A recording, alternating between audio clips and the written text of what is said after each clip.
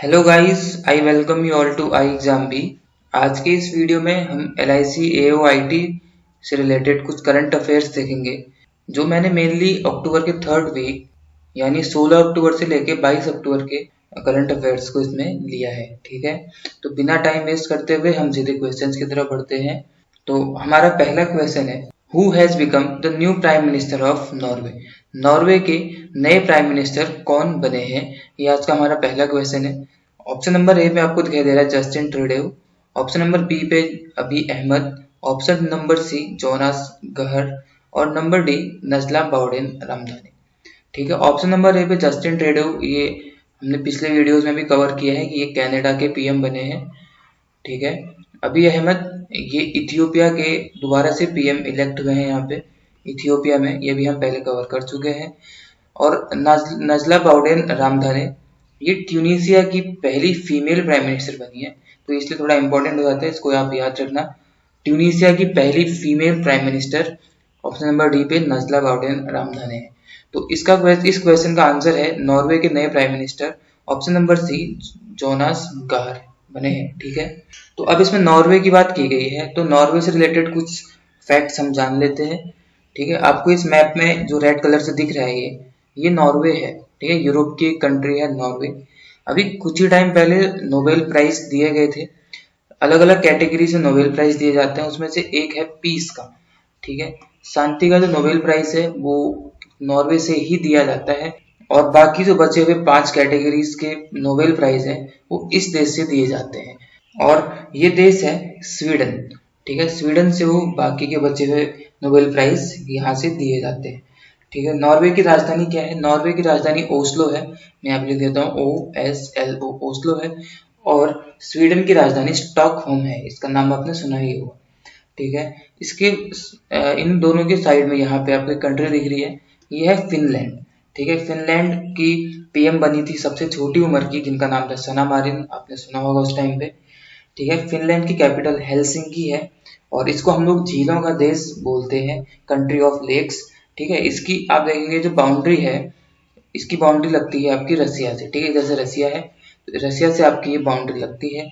तो मैंने इन तीनों कंट्रीज का जिक्र क्यों किया, क्योंकि इन तीनों कंट्रीज में एक माउंटेन यहाँ पे माउंटेन रेंज पाई जाती है, इसको हम बोलते हैं स्कैंडिनेवियन। ठीक है, स्कैंडिनेवियन ये माउंटेन रेंज है जो इन तीनों कंट्रीज में पाई जाती है या फैली हुई है, इसलिए इन तीनों कंट्रीज को हम लोग स्कैंडिनेवियन कंट्रीज भी बोलते हैं। कभी आपसे एग्जाम में पूछा जाएगा स्कैंडिनेवियन कंट्रीज कौन सी हैं, तो आप इन तीनों का नाम उसमें ले लेंगे। ठीक है, इनके साथ साथ डेनमार्क भी एक कंट्री है जो स्कैंडिनेवियन कंट्री में आती है।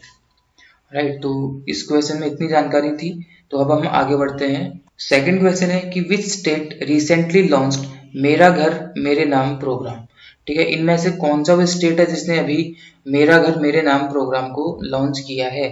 ऑप्शन नंबर ए पे हरियाणा, इसका आंसर नहीं है। ऑप्शन नंबर बी पे उत्तर प्रदेश भी नहीं है। ऑप्शन नंबर सी मध्य प्रदेश भी नहीं है। आंसर है option number D Punjab. Actually ये प्रोग्राम पहले ही लॉन्च किया जा चुका था, लेकिन उस टाइम पे विलेज में किया था, यानी कि विलेजेस को भी कवर करता था। अभी जो लॉन्च किया इसमें सिटीज के लिए भी अब इसको लेके आया गया है, पंजाब में लाया गया है। पंजाब के सीएम कौन है? पंजाब के सीएम है चरणजीत सिंह, ये नए बने थे पंजाब के सीएम। कौन बने हैं? चरणजीत सिंह। ठीक है, आपको ये याद रखना, चरणजीत सिंह। तो क्या है ये स्कीम? मेरा घर मेरे नाम प्रोग्राम। ठीक है, मेरा घर मेरे नाम प्रोग्राम में क्या किया जाना है कि जो लाल लकीर होती है, लाल लकीर के दायरे में रहने वाले लोगों को ओनरशिप राइट्स दिए जाने हैं। पहले ये विलेजेस में थी, अभी सिटीज में भी लागू किया गया है ये प्रोग्राम। अब ये लाल लकीर क्या होती है? लाल लकीर वो लैंड होती है जो एग्रीकल्चरल पर्पज के लिए यूज नहीं की जाती है। ठीक है, ये नॉन एग्रीकल्चरल पर्पज के लिए होती है। ठीक है, ये एग्रीकल्चरल पर्पज की लैंड नहीं होती है, तो इस दायरे में जो लोग रहते हैं उनको ओनरशिप राइट्स दिए जाएंगे, ये इस प्रोग्राम के अंदर बात की गई है। इसके साथ साथ एक और प्रोग्राम लॉन्च किया गया था, या एक और स्कीम बोल सकते हैं, जिसको हम बोलते हैं बसेरा स्कीम या बसेरा प्रोग्राम। बसेरा प्रोग्राम में क्या था? जैसे इसमें था कि लाल लकीर के विदिन रहने वाले लोगों के लिए था, यह है लाल लकीर के आउटसाइड, यानी कि स्लम एरियाज में रहने वाले लोगों के लिए जो ओनरशिप राइट्स देने की बात की गई है वो बसेरा स्कीम में की गई है। ठीक है, तो जरा सा ही डिफरेंस इन दोनों में है। मेरा घर मेरे नाम प्रोग्राम में लाल लकीर के विदिन रहने वाले लोगों के लिए ओनरशिप राइट्स दिए जाएंगे, और बसेरा स्कीम में स्लम एरिया में रहने वाले यानी कि जो लाल लकीर के आउटसाइड लोग रहते हैं उनको ओनरशिप राइट्स दिए जाएंगे। ठीक है, तो उत्तर प्रदेश की राजधानी लखनऊ है, यहाँ के सीएम योगी आदित्यनाथ जी हैं। उत्तर प्रदेश से रिलेटेड एक अभी करंट इवेंट है कि यहाँ पे कुशीनगर एयरपोर्ट इंटरनेशनल एयरपोर्ट का उद्घाटन किया गया है। ठीक है, कुशीनगर इंटरनेशनल एयरपोर्ट कहाँ पे? यूपी में। इसको आप याद रखना, कुशीनगर इंटरनेशनल एयरपोर्ट, इसका उद्घाटन अभी किया गया है यूपी में। तो इस तरीके से अभी टोटल 35 इंटरनेशनल एयरपोर्ट हमारे देश में हो चुके हैं, और 35th नंबर का कुशीनगर इंटरनेशनल एयरपोर्ट है। ठीक है, हरियाणा की राजधानी चंडीगढ़ है और मध्य प्रदेश की राजधानी भोपाल है। आपको ये सारे फैक्ट्स याद रखने हैं। अब हम आगे बढ़ते हैं। आगे बढ़ने से पहले एक इम्पॉर्टेंट अनाउंसमेंट हो जाए। LIC AOIT के लिए ऑनलाइन कोर्सेज हमारी वेबसाइट में आप जाकर के इसके लिए एनरोलमेंट कर सकते हैं। वेबसाइट नीचे दी गई है iexambi.com, इसमें जाकर के आप एनरोलमेंट कर सकते हैं। ठीक है, इसमें आपको कुछ इंपॉर्टेंट फीचर्स दिए जाएंगे जो यहाँ पे लिखे हुए हैं कि इसमें 500+ वीडियो लेसन्स रहेंगे, 7000+ आपको प्रैक्टिस क्वेश्चंस दिए जाएंगे, 30 full length practice test, daily online live classes, 100 आपके चैप्टर टेस्ट होंगे, और रिटर्न क्वालिफाई होने पर आपको इंटरव्यू के लिए फ्री ऑफ कॉस्ट गाइडेंस दिया जाएगा। ठीक है, तो आपको एक कोर्स जरूर अवेल करना चाहिए। अब हम आगे बढ़ते हैं अपने क्वेश्चन की तरफ। नेक्स्ट क्वेश्चन है कि Mount Harriet national park is in which state और union territory? Mount Harriet national park कौन से राज्य में या केंद्र शासित प्रदेश में स्थित है? ऑप्शन नंबर ए पे अंडमान निकोबार, बी है महाराष्ट्र, सी है आंध्र प्रदेश और डी छत्तीसगढ़। तो इसका जो करेक्ट आंसर है वो है option number A, Andaman and Nicobar. देखिए मैंने ये क्यों बताया अभी। ठीक है, ये क्वेश्चन स्टैटिक क्वेश्चन यहाँ पे क्यों लिया, क्योंकि अभी कुछ ही दिन पहले हाल ही में गृह मंत्री अमित शाह जी पोर्ट ब्लेयर गए थे। वहां से उन्होंने एक अनाउंसमेंट करी कि जो माउंट हैरियट है, देखिए माउंट हैरियट क्या है, एक आइलैंड पीक है अंडमान निकोबार में। ठीक है, तो माउंट हैरियट का नाम चेंज करके अब वो माउंट मणिपुर रखना चाह रहे हैं और रख रहे हैं। ठीक है, ये अनाउंसमेंट उन्होंने कर दिया वहां पे। तो ये किया क्यों जा रहा है? देखिए 1891 की बात है, एंग्लो मणिपुरी वॉर उस टाइम पे हो रही थी। ठीक है, तो उस टाइम पे जो महाराजा कुलचंद्र सिंह ये एक मेन थे जो लीड कर रहे थे, और इनके साथ 22 दूसरे फ्रीडम फाइटर्स थे।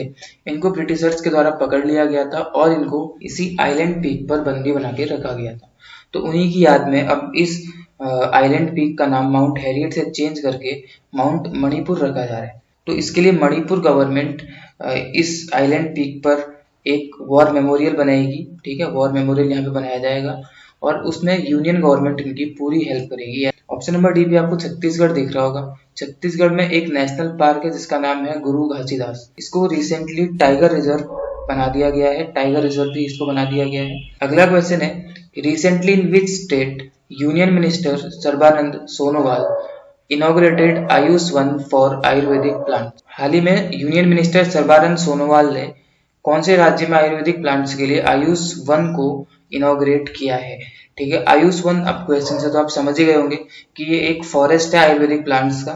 ठीक है, इसको इनॉग्रेट किया गया है सर्बानंद सोनोवाल जी के द्वारा। कहाँ पे किया गया है? एमपी में इसको नहीं किया गया, उत्तराखंड में भी नहीं किया गया है। इसका आंसर है ऑप्शन नंबर सी, गुजरात। ठीक है, गुजरात में आयुष वन को इनॉग्रेट अभी अभी किया गया है। ठीक है, ये डेडिकेटेड है फॉरेस्ट के लिए, जो मतलब आयुर्वेदिक प्लांट्स के फॉरेस्ट के लिए इसको डेडिकेट किया गया है। तो हमारे आपको पता होगा कि इंडिजीनियस जो हमारे ट्रेडिशनल मेडिकल सिस्टम है वो 7 हैं। कौन कौन से हैं? एक है आयुर्वेदा। ठीक है, मैं यहाँ पे लिख देता हूँ, ये इंपॉर्टेंट नॉलेज है। एक है आयुर्वेदा। ठीक है, उसके बाद हमारा दूसरे है योगा, एक है नेचुरोपैथी, नेचुरोपैथी। ठीक है, उसके बाद आता है हमारा यूनानी, उसके बाद आपका है सिद्धा। ठीक है, ये 7 आपके ट्रेडिशनल मेडिकल सिस्टम है। उसके बाद आता है सेवा रिगपा, RIGPA रिगपा, और लास्ट में आपका आता है कौन सा? होम्योपैथी। ठीक है, ये 7 आपके या हमारे ट्रेडिशनल मेडिकल सिस्टम है। आयुर्वेदा, योगा, नेचुरोपैथी, यूनानी, सिद्धा, सेवा रिगपा और होम्योपैथी। इन 7 मेडिकल जो हमारे ट्रेडिशनल मेडिकल सिस्टम है, इनकी एजुकेशन, इनके डेवलपमेंट के लिए का जो मेन टारगेट है वही आयुष मिनिस्ट्री का टारगेट रहता है हमेशा इनको डेवलप करने का, ठीक है, इनके प्रोपेगेशन का। तो इन्हीं को मिलाकर के आयुष मिनिस्ट्री बनाई भी गई है। आप इनके अगर पहले पहले अगर लेटर्स को लेंगे तो आयुष बनता है AYUSH, आयुष, ठीक है। इस इन्हीं से बनाया गया है आयुष मंत्रालय, ठीक है। अभी पिछले ही मैंने गवर्नमेंट ने एक नोटिफिकेशन निकाला था जिसमें उन्होंने बोला था कि मिनिस्ट्री ऑफ आयुष को अब हम लोग मिनिस्ट्री ऑफ आयुष ऐसे नहीं बल्कि AYUSH स्मॉल फॉर्म में ऐसे करके लिखेंगे, ठीक है। तो आयुष को अब इस तरीके से जैसे पहले लिखा जाता था AYUSH कैपिटल में, ऐसे ना लिख करके अब लिखा जाएगा स्मॉल में AYUSH आयुष, ठीक है। तो आपको ये ध्यान में रखना है। दूसरा उत्तराखंड, उत्तराखंड भी हाल फिलहाल में काफी न्यूज में रहा था, ठीक है, इस साल तो कुछ ज्यादा ही रहा था।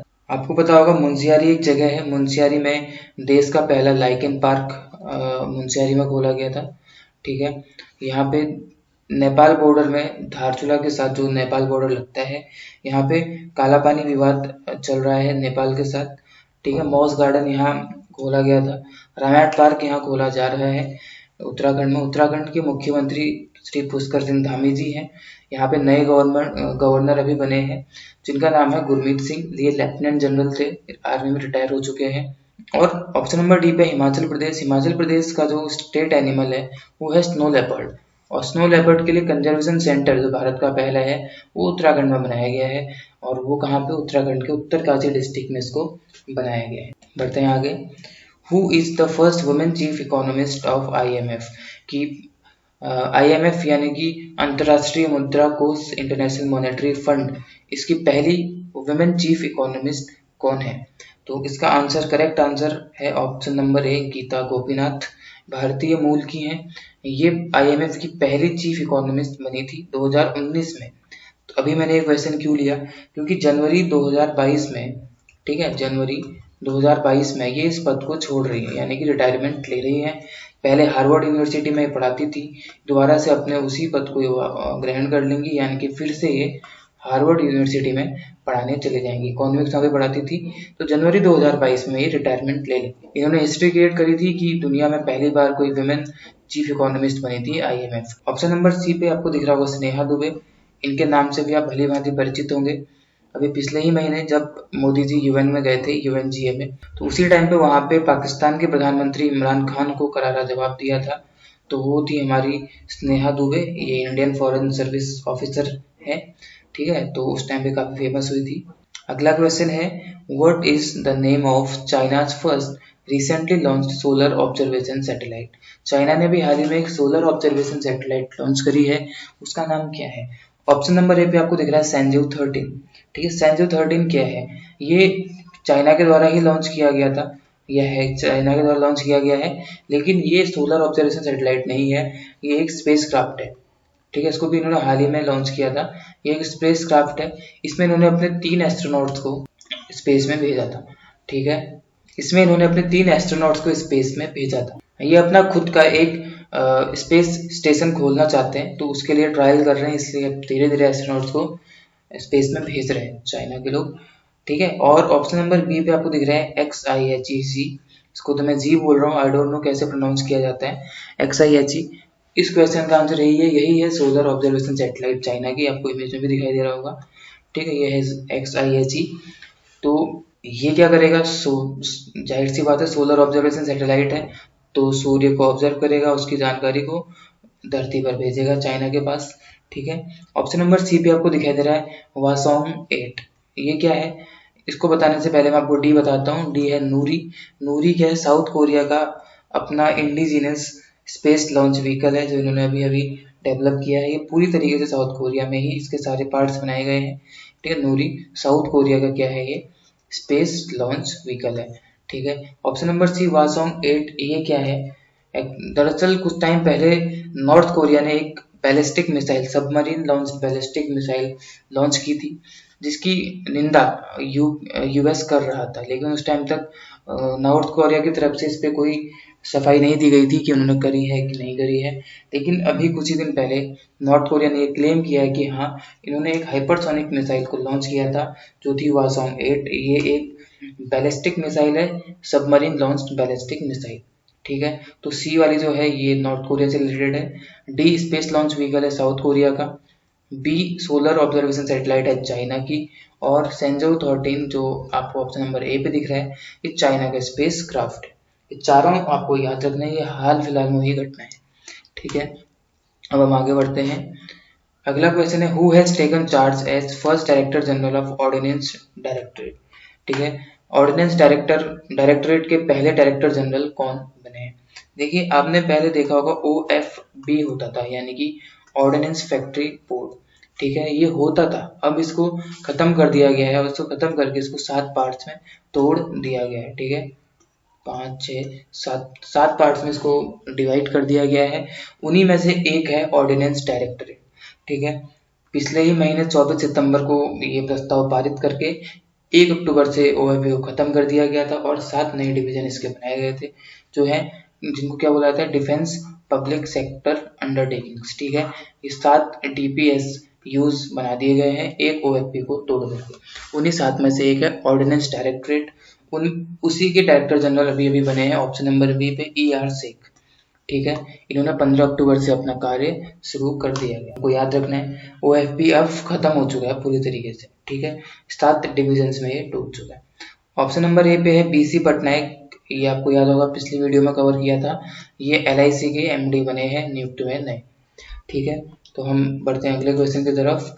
How many companies are there in India that have Maharatna status. Bharat में ऐसी कितनी कंपनीज हैं जिनके पास महारत्न स्टेटस है। देखिए कंपनीज होती हैं जो CPSEs होती हैं, सेंट्रल पब्लिक सेक्टर अंडरटेकिंग्स। ये जो कंपनीज होती हैं CPSEs, इनको 3 भागों में डिवाइड किया जाता है। ठीक है, एक होती है मिनी रत्न, ठीक है, दूसरी होती है नवरत्न और तीसरी होती है महारत्न। सबसे बड़ी कौन सी होती है, महारत्न। सबसे पहले कंपनी मिनी रत्न बनती है, फिर नवरत्न बनती है और उसके बाद महारत्न बनती है। तो स्टेप वाइज स्टेप होता है। तो ये नहीं होता है कि मिनी रत्न से महारत्न का स्टेटस नहीं मिलता है। मिनी रत्न से पहले नवरत्न में जाएगी और नवरत्न से फिर महारत्न में कंपनी आएगी। ठीक है, तो यही पूछ रहे हैं कितनी महारत्न कंपनीज अब हमारे भारत में है। देखिए वैसे तो अभी तक 10 हैं, लेकिन पावर फाइनेंस कॉर्पोरेशन को महारत्न स्टेटस दिया जाएगा। ठीक है, ये बात कंफर्म हो चुकी है, दिया जाएगा, तो फिर उसको मिला करके 11 हो जाएंगे। ठीक है, फिलहाल में 10 हैं फिर 11, तो हम इसका आंसर 11 ही कर लेते हैं। ठीक है, तो कितनी हो जाएंगी, 11 हो जाएंगे। और लेटेस्ट कौन सी होगी, पावर फाइनेंस कॉर्पोरेशन। देखिए एक कंपनी के को महारत्न स्टेटस मिलने के लिए उसके क्या क्राइटेरिया होने चाहिए। पहला तो यही है कि कंपनी नवरत्न स्टेटस उसके पास ऑलरेडी होना चाहिए। जैसे कि हमने देखा था मिनी रत्न से नवरत्न बनेगी, नवरत्न से महारत्न बनेगी।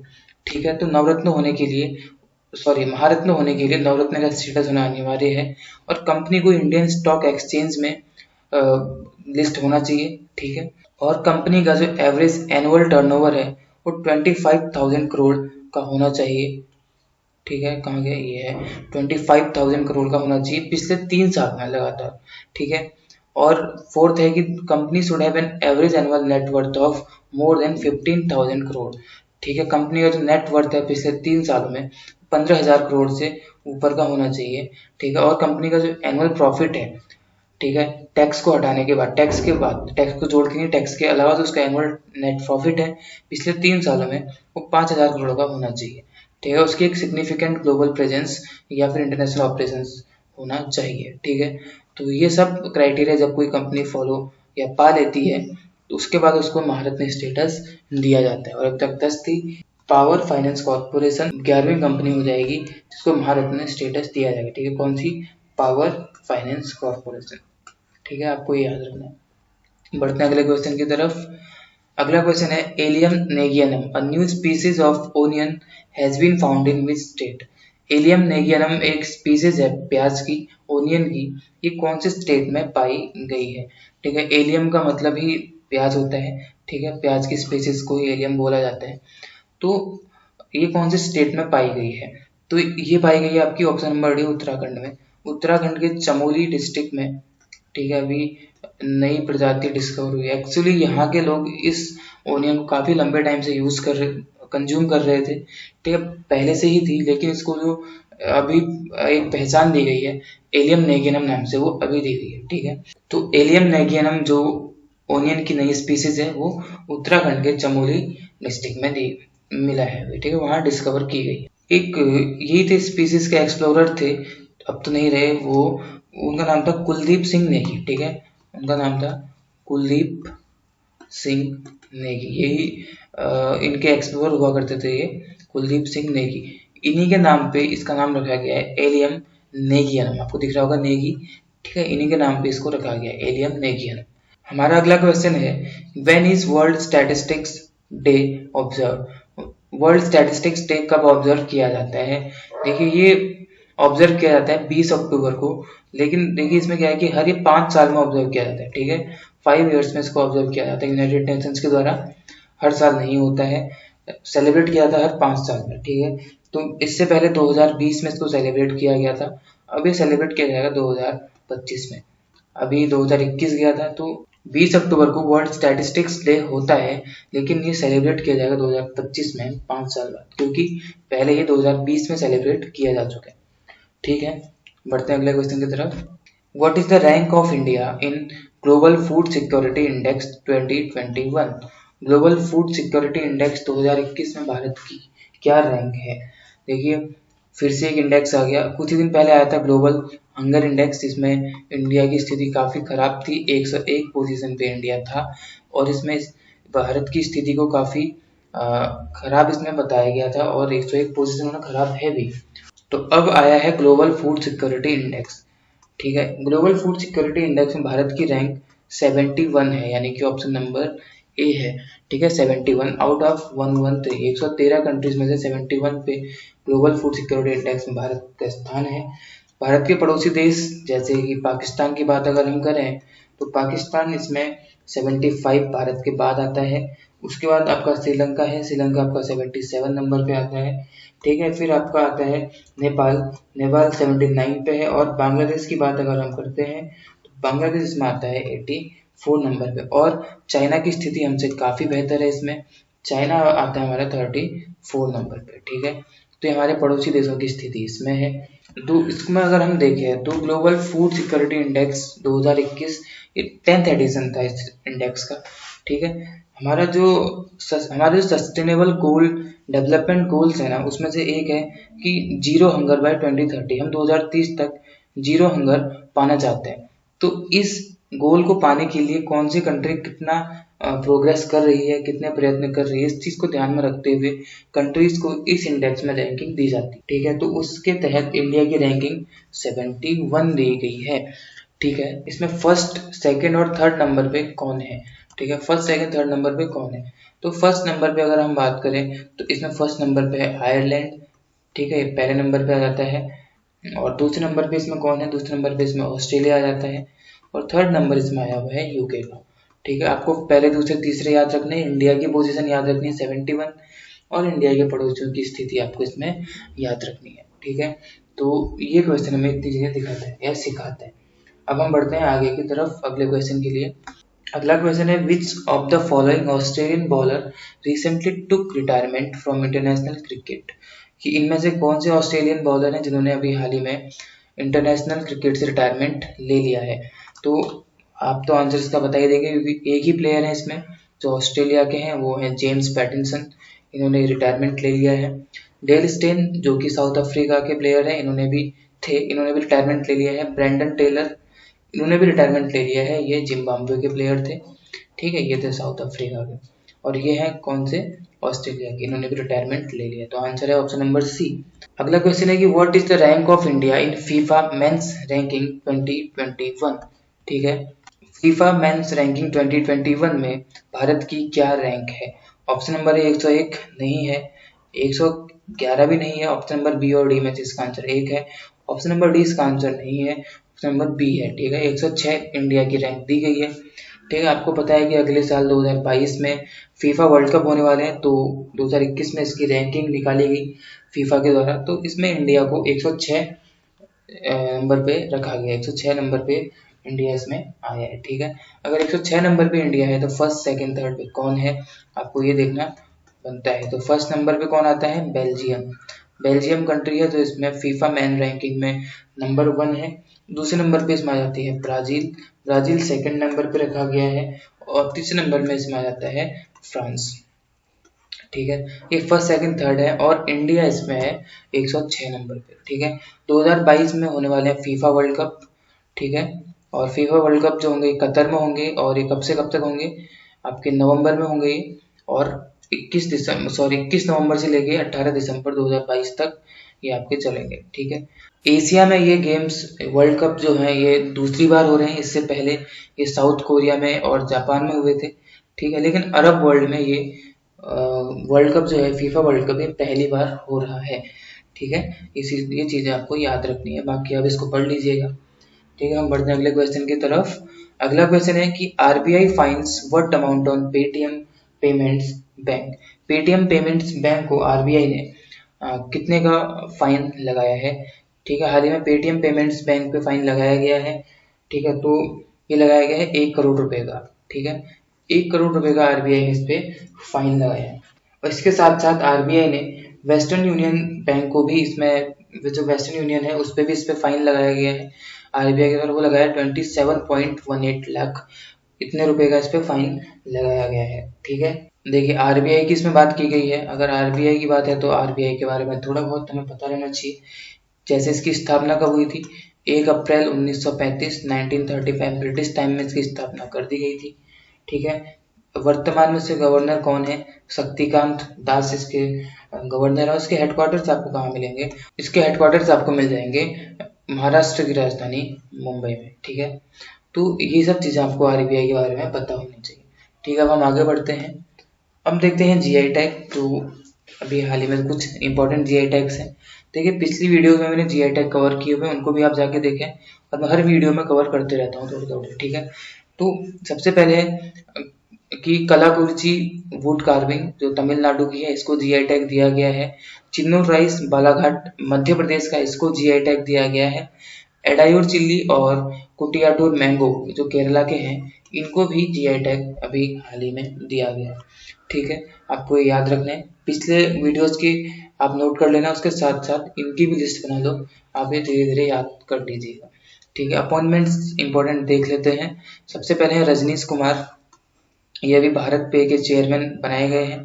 ठीक है। फिर दूसरे नंबर पे है नवरंग सैनी। नवरंग सैनी को आईबीबीआई के चेयरपर्सन का एडिशनल चार्ज दिया गया है। फिर अमित खरे, ये प्रधानमंत्री के एडवाइजर बनाए गए हैं, नियुक्त किए गए हैं अभी अभी। फिर है विराट कोहली क्रिकेटर, ये ब्रांड एम्बेसडर बनाए गए हैं। Indian wearable brand fire belt आपने देखा होगा, इसके ब्रांड एम्बेसडर अभी अभी बनाए गए हैं। ठीक है। आगे देखते हैं इंपॉर्टेंट डेज इस वीक के। 16 अक्टूबर ये एनएसजी के का 37th रेजिंग डे था। ठीक है। नेशनल सिक्योरिटी गार्ड्स का। ठीक है। 17 अक्टूबर ये international day for the eradication of poverty, इसके लिए 17 अक्टूबर दिन था। 20 अक्टूबर ये वर्ल्ड स्टैटिस्टिक्स डे, अभी थोड़ी देर पहले कवर किया था, तो हर 5 साल में सेलिब्रेट किया जाता है यूएन के द्वारा। और फिर 21 अक्टूबर यह है पुलिस कोमेमोरेशन डे। ठीक है। ये सब थे इम्पोर्टेंट डे थे। अब हम देखते हैं अवार्ड्स एंड ऑनर्स को। अवार्ड्स एंड ऑनर्स में देखिए सबसे पहले है सी के प्रहलाद अवार्ड। ठीक है। सी के प्रहलाद अवार्ड दिया गया सत्या नडेला को। आप कमेंट सेक्शन में बताएंगे कि सत्या नडेला कौन है। मैं समझता हूँ कि आपको जरूर पता होगा। ठीक है। सत्या नडेला कौन है, आपने कमेंट सेक्शन में आंसर देना है। ठीक है। फिर है दूसरा अर्थ शॉट प्राइज, ये 5 कैटेगरीज में दिया जाता है। सबसे पहले है restoration and protection of nature, इसके लिए रिपब्लिक ऑफ कोस्टारिका को ये प्राइज दिया गया। फिर दूसरा एयर क्लीनलीनेस, इसके लिए एक इंडियन बेस्ड कंपनी है जिसको हम बोलते हैं टकाचर, इसको दिया गया था।